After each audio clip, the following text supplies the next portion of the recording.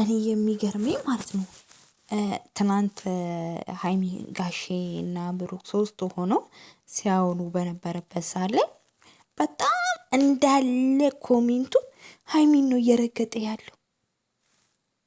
በቃ የሀይሚ በቃ ትሂድ ጥርግ ትበል። ያኔም እንደዚህ አቃጥላው ነው እንዲህ ምናምን ስትሄድ ነው ልጅቷ ጋር ሄዱ አስረግዞ የመጣው። በስመ አብ ምን ጉድ ናችሁ! ምን ጉድ ናችሁ ግን እንዴ! ሀይሚ ስትል እዛም ትክክል፣ ብሩክ ምትል ስትል እዛም ትክክል። እንዴ እናንተ በራሳችሁ ቦታ ብትሆኑ እንዴት ነው የምትሆኑት ማለት ነው እንዴ? ይሄ ልጅ አስረግዞ መጥቶ ሚስቴ አባት ነክ ልጅ ሆዴ ውስጥ አለ እያለ እየመጣ እንዴት ነው ከሱ ጋር ልትሆን የምትፈቅደው ማለት ነው? እንዴት እንድትሆን ትፈቅዱላታላችሁ እንዴ? ከሱ የበለጠ ሳትሰበር ቀርታ ነው እንዴ? ለምን የእሷን ህመም አላያችሁላት? በእርግጥ ልክ ነው። አባቷ ፊት እንደዛ ተቀምጦ በአባቷ ፊት እንደዛ መናገሯ ተገቢ አይደለም። ግን የእውነት በኋላ ታፍራላችሁ ኮሜንታተሮች። እነሱ አይለያዩ፣ እውነት ለመናገር አይለያዩ፣ አንድ ላይ ይሆናሉ። ነገር ግን እሷን እንዲህ ስሜቷን የሚነካ ንግግር፣ ስሜቷን እንትን የሚል ነገር ባጽፉ ደስ ይለኛል። ምንም አላደረገችም፣ መብቷ ነው። በቃ ካልፈለገች አልፈለገችም ነው። ህይወት ደግሞ እንዳለው ብሩክ በምርጫ ነው።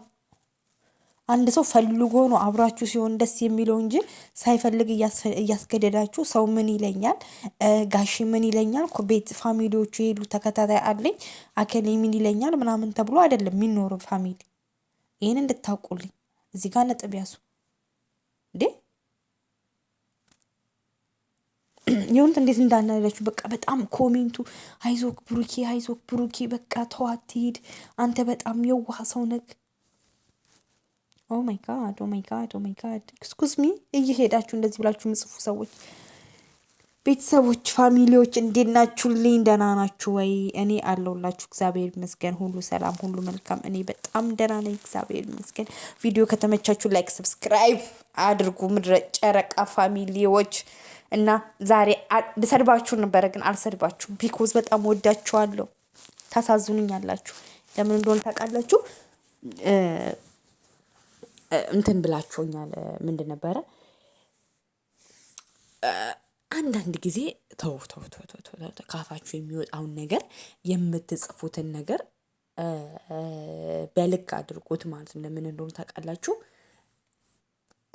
ሁሉም ሰው ሲደርስበትና በዛ ጫማ በዛ ጫማ ስር ሲሆን ነው ህመሙንም ስቃዩንም ሁሉንም ነገር የሚያውቁ ማለት ነው። ካልደረሰባችሁ ምንም ነገር አታውቁትም።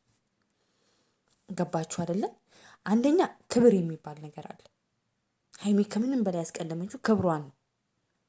ገባችሁ አይደለ? ክብሯን ያስቀደመችው ማለት ለምን እንደሆነ ታውቃላችሁ?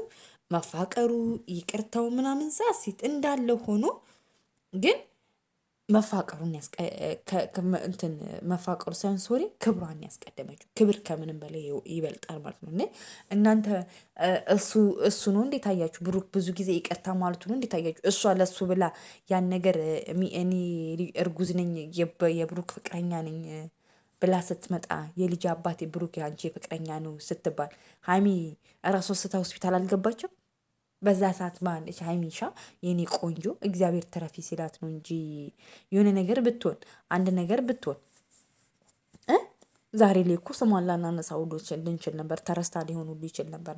ያን ማሰባችሁ ነው የምትሰድባት ማለት ነው እንዴ? በቃ ምንም ማድረግ እኮ አልቻለም። ሲጀመር እድል እንኳን ሰጥቷለች የእውነት ለመናገር ማለት ነው። ልታምነው ፈለገች።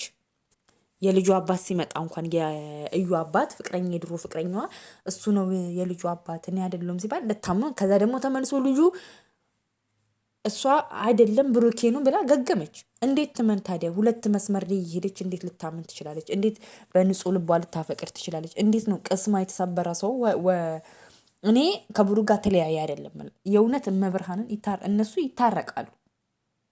የእውነት የማይፈታ ነገር የለም። ብሩክና ሀይሚ ከዚህም በፊት ብዙ ደረጃ ደርሶ ያኔ እንኳን ቢኒያም እንደዛ ለሀይሚ ቀለበት አድርጎላት ምናምን ያ ሁሉ ነገር ተፈቶ እዚህ ተደርሷል ማለት ነው። በሶስና ጊዜም ያ ሁሉ ችግር ተፈቷል። በጣም ከባድ የሚባሉ ኬዞችን አሳልፎ ነው እዚህ የደረሱት። ግን አንዳንድ ጊዜ የዛ ጊዜም በቃ ስትሰርቡ ሀይሚን ስትደግፉ ምናምን ነበረ።